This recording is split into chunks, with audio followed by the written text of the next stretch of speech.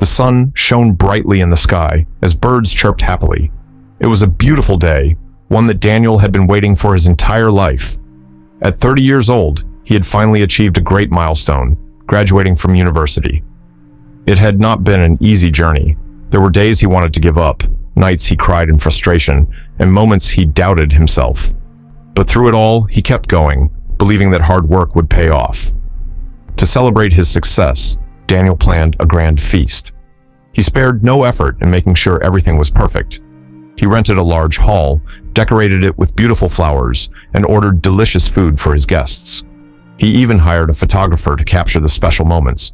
Most importantly, he invited his closest friends, 30 people he had shared his struggles with, people who had promised to stand by him no matter what. Some of them were his childhood friends, others were classmates, and a few were people he had helped in difficult times. Deep in his heart, Daniel believed that on this special day, they would all come to celebrate with him. The day of the feast finally arrived. Daniel dressed in his best suit, looking sharp and confident. As he stood by the entrance of the hall, he checked his watch and smiled.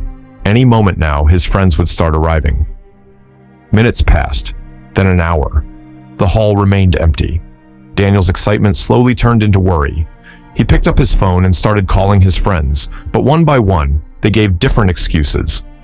Daniel, I'm so sorry. I had an emergency, one said.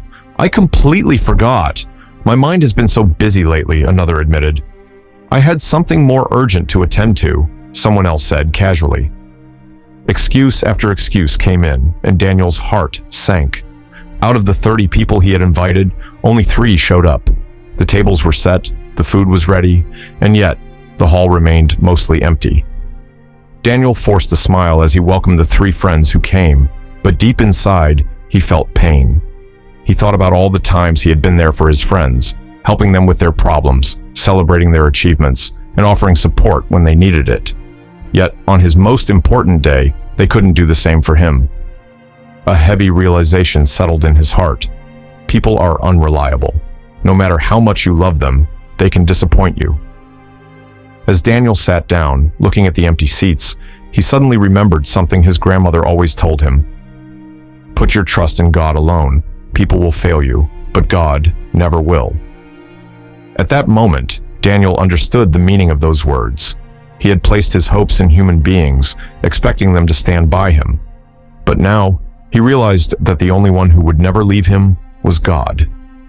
Just as he was lost in thought, one of his 3 friends, Michael, noticed his sadness and said, Daniel, I know you're hurt, but maybe this is God's way of showing you something important.